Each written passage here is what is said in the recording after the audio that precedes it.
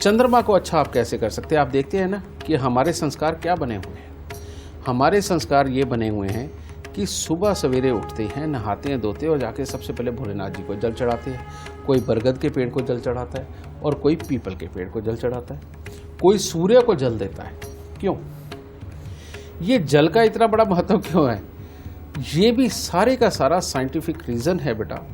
उसका कारण ये कि हमारे ऑरा मंडल में जितनी ज़्यादा वाइट एनर्जी जो चंद्रमा की होती है, सफ़ेद रंग की एनर्जी, वो बनी रहेगी, बाकी के ग्रह उतने ही डिसबैलेंस होने से बच जाएंगे और उतने ही ज़्यादा ये अपने अपने स्थान पे रहेंगे। इसलिए हमारे ऑरा मंडल में वाइट एनर्जी ज़्यादा से ज़्यादा होनी चाहिए, अच्छी से अच्छी होनी चाहिए।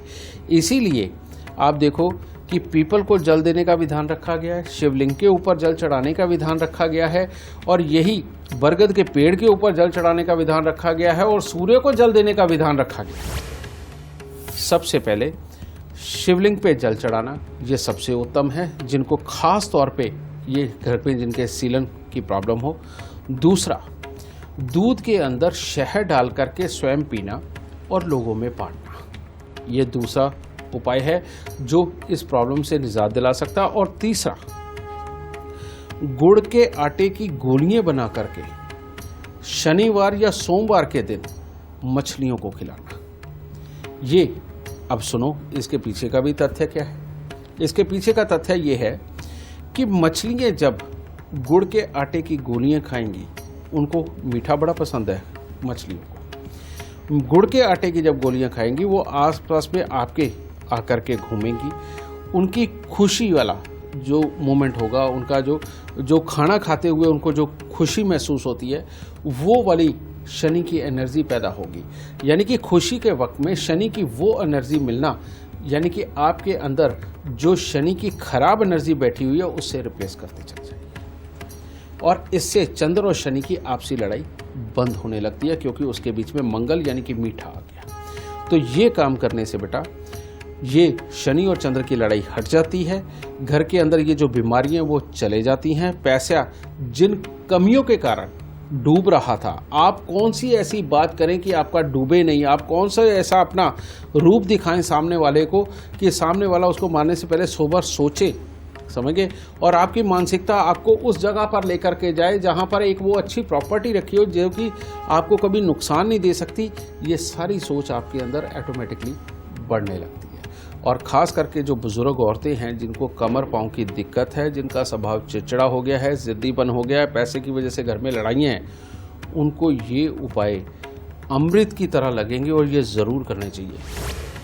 इस वक्त हमारे साथ चंडीगढ़ से वरुण गिरी जुड़े हुए हैं। स्वागत है आपका हमारे खास शो में।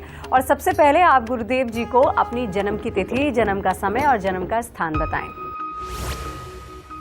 गुरुजी प्रणाम, मेरा नाम वरुण गिरी है।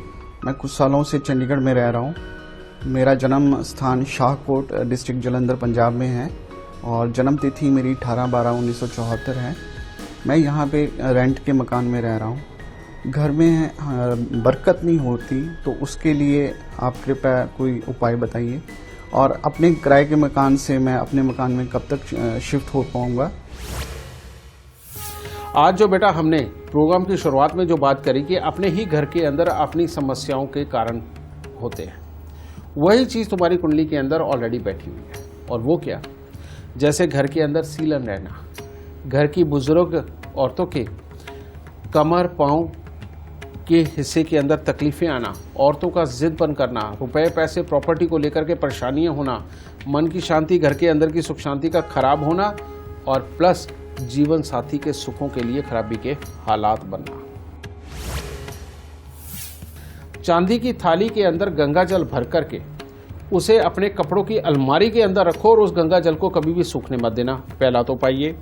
और दूसरा उपाय बेटा, हर शनिवार को समझे 1 मुट्ठी साबुत बादाम लेकर के उसको दान देना और हर महीने 4 बोतल शराब की लेकर के उसको जल प्रवाह कर देना। ठीक है, ये चीज़ आप हर रोज़ थोड़े से दूध के अंदर थोड़ा सा शहद डाल करके वो ज़रूर पिए और अपनी माताजी को भी पिलाएं। और साथ ही एक स्टील की कटोरी के अंदर एक अनार का आपने छिलका उतार लेना है वो छिलका उतार के वो छोटे छोटे उसके 84 टुकड़े बना दो और उसे स्टील की कटोरी में डाल के रात को दूध भिगो करके उसमें अपने सिराने रख लो। रात भर उसमें से निकलने वाली एनर्जी नथनों से तुम्हारे अंदर जाएगी और सुबह उस कटोरी को उठा करके मंदिर के अंदर कोई भी पीपल का पेड़ हो कटोरी सहित वहीं रखाओ और इस तरह से 43 दिन कर दो। बेटा जहाँ ये उपाय हुआ तुम्हारी डबल माइंडेड रहने वाली आदत चले जाएगी, जो तुम्हें भटकाती है मानसिकता वो रुक जाएगी, स्टिक डिसीजन लेकर के अच्छी जगह पे पहुंच के अच्छे बिजनेस को जन्म दे पाओगे, क्योंकि तुम्हारी कुंडली के अंदर बिजनेस के भी योग बहुत अच्छे हैं और नौकरी के भी योग बहुत अच्छे हैं।